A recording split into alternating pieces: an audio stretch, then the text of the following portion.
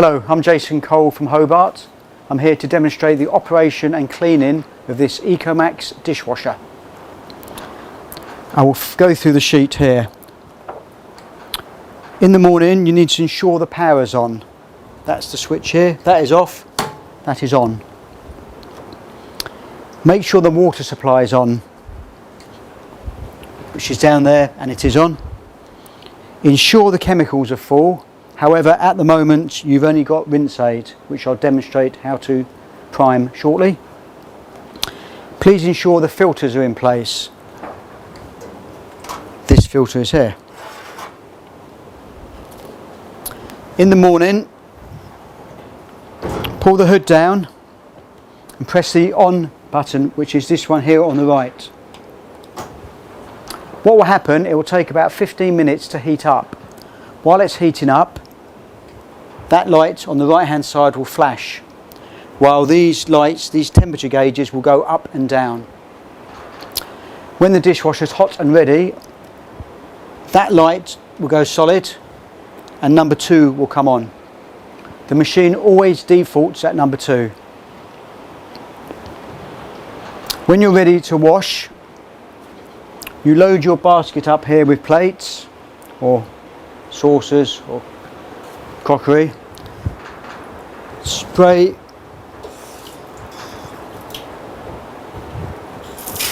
the debris off that way. You lift up the hood and carefully slide the basket in. When it's in, you pull the hood down and it will start automatically. While it's washing, the number 2 light will be flashing. This will take about 2 minutes. What the machine is now doing is it's washing, and it will keep washing until the rinse temperature's been achieved, which is about 82-85 degrees. It will not stop washing until that's achieved for hygienic reasons.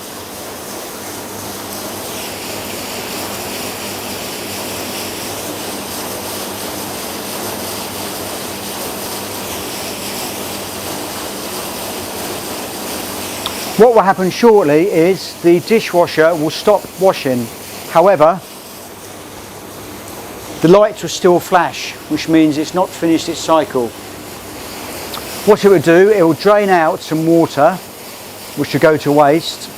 Then it will rinse at about 82-85 degrees with fresh, clean, hot water, which then rinses the dishes. And as I said, that light will still be flashing while it's doing this. As suggested, it's now stopping, it's draining some water out, and then it will rinse. And while it's rinsing, you'll see some steam coming out of the front here. That light will go solid, which means the cycle's finished. You lift up the hood, slide the basket out, pull the next basket in, pull the hood down, and it will start again. You can, if you like, switch it to number 1, which is the short cycle. It'll be exactly the same process, but just slightly shorter. What will happen throughout the day, periodically, that light there will come on, as indicated on this sheet, which means add salt. So, with your funnel, unscrew the cap,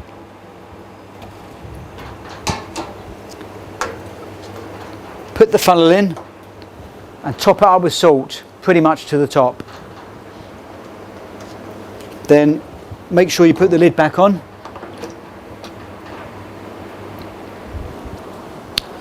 While it's washing and making the salt soft, that regeneration light will come on. And when that light's on, it will extend the wash cycle by about a minute. So that's nothing to worry about if that light's on.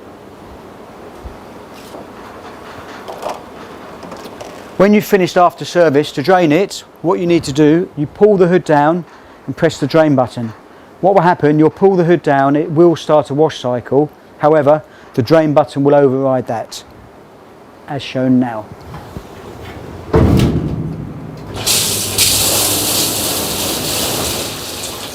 That drain button is now overridden the wash cycle. The reason you need to press it for about 5 seconds is you could potentially bang it accidentally during the service. That will now take about 5 minutes to drain. When the drain cycle is complete, all the lights will go out. Then what you need to do is turn it off at the main switch, which is here, to off. Lift up the hood. This is now the cleaning process. You need to remove this tray rack, like so. You need to remove this first filter and to wash off the debris off this. There's a secondary filter in the bottom. Clean that as well. What you need to do on a daily basis is unscrew the wash and rinse arms as such.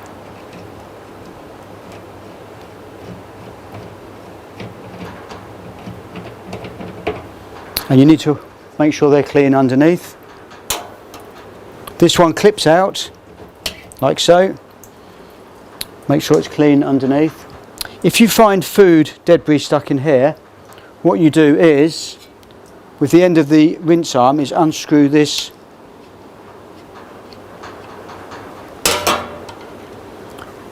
wash it out and the food debris will come out of there.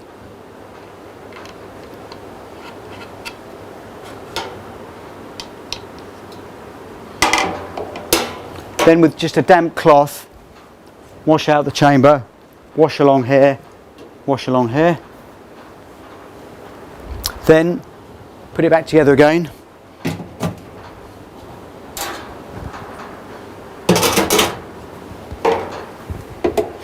This clips in position.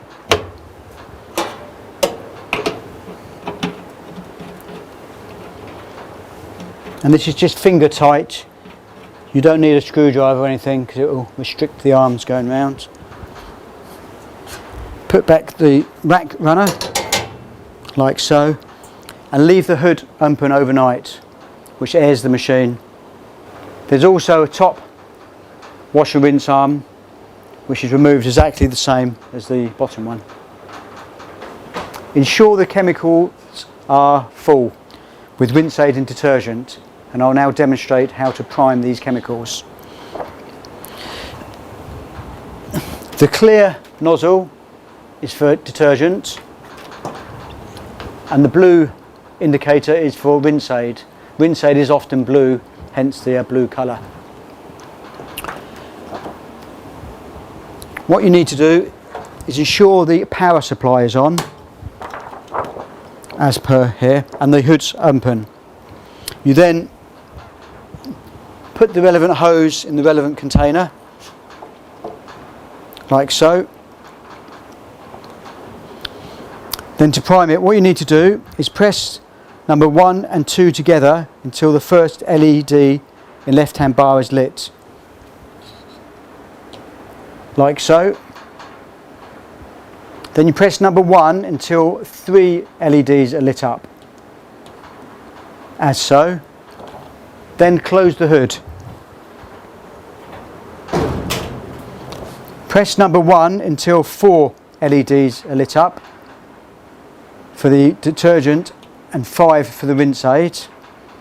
Then press number 2 and the light on the right will go up and down, which will then prime the detergents.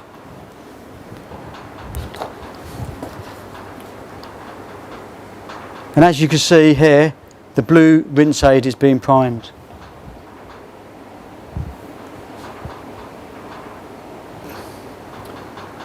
You need to keep your finger on here for about 3 minutes until it's primed to the dishwasher.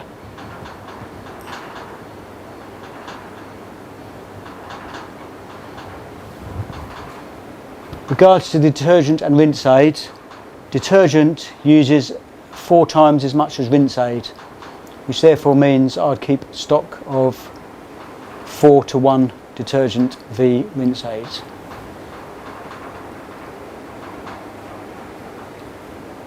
As you can see, the rinse aid's now primed into the machine.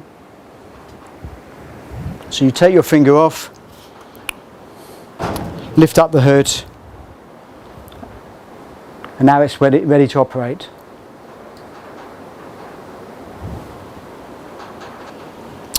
With regards to the rinse aid and detergent, the detergent aids the cleaning of the items and the rinse aid aids the drying of the items. What will happen is, as the machine's washing and rinsing, it will draw in detergent and rinse aid as required.